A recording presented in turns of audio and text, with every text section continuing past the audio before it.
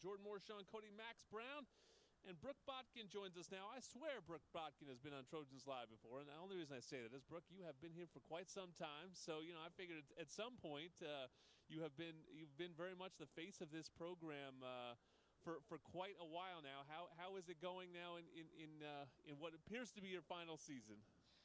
It's been a long time coming. I wasn't expecting to get a fifth year, and then COVID happened, and all of a sudden I'm here for 5 years instead of 4. So it's been a journey, to say the least, but I'm happy to be here and honored to be a part of this program. Brooke, how's this season been going? Walk us through how the season's kind of molded and how you guys are looking this year.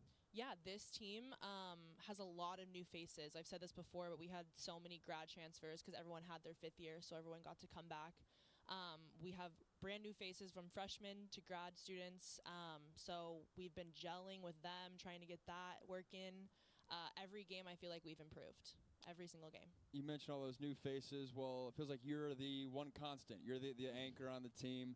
How have you had to grow both on the court and as a leader throughout your time at SC to really be that anchor for the team?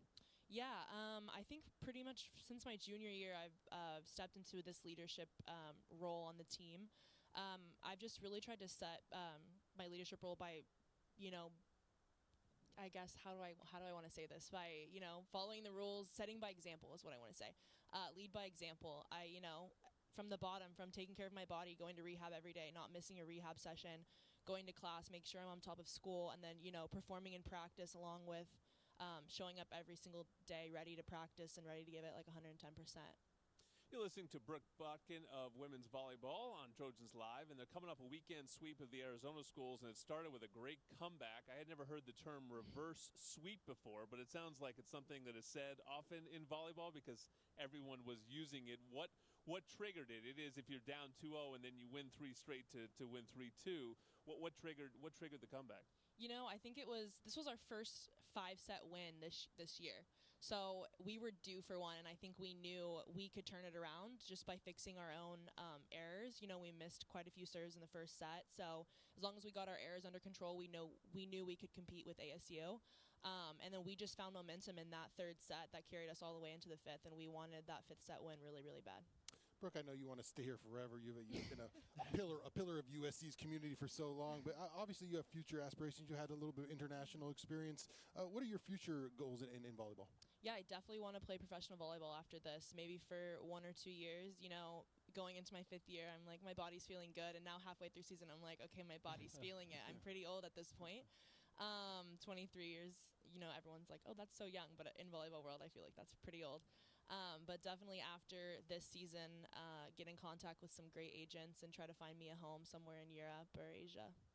Got the 3-game winning streak going right now. What's going to be the key for the squad to continue that momentum in the second half? I think keeping our errors low, siding out at a good rate, and trusting each other on the court is a big component to this. Since we have so many new faces and so many new girls, I think we're starting to really click on the court after a few weeks of figuring things out, gelling with these new players, and I think we're clicking, and we have a good lineup going.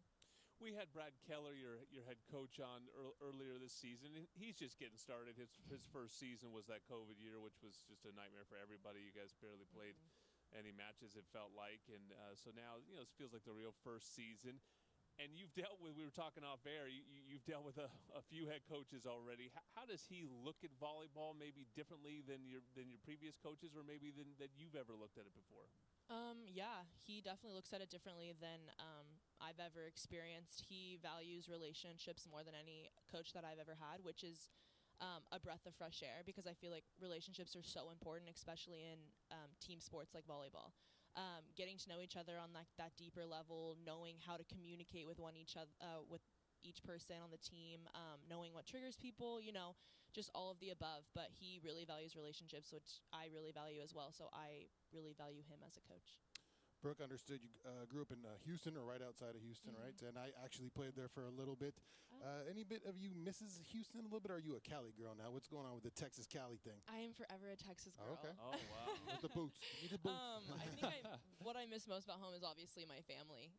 They've been rocks for me ever since I've gotten here. Gotten me through some pretty tough times here. So, yeah, I just feel like I miss my family, and Texas is where my family is, so I do plan on going back there one day. Growing up, we've always lived within like 10 minutes of each other. Like even my grandparents and my sister, like we all live in like a 10-mile radius. So I definitely want to continue that in the future with my family. Why is Houston better than Dallas? Because I feel like people tell me it is. It's the food and the people. People and the food. That is a Better great than answer. What's the go-to Not food the humidity. in Houston? Not the humidity, though. Not I agree with you.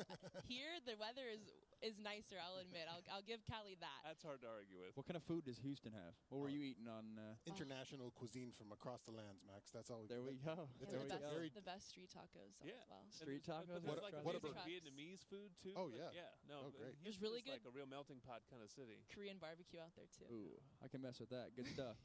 Last question for me. How nice is it to have a normal season? I mean, I can't even imagine last year having a COVID and the uncertainty there. You alluded to it earlier in terms of expecting to be 4 and done. You get the 5th year. How nice is it to have a sense of normalcy? It's really nice. Seeing like people's faces in the crowd is amazing, and not hearing like the audio they play of like people clapping and like trying to distract you from the serve. It's really nice to hear like authentic voices in the crowd, and seeing people in the crowd is really amazing. Again, I'm really happy. You were talking about Europe. Where's the best professional volleyball in the world played? Italy? Italy, yeah. Khalil Lanier plays there actually. She plays for one of the better clubs there. They have pretty good food in Italy too. Gotta Yeah, get the they duo back. Make that work. Talking good food. I like that, Jordan.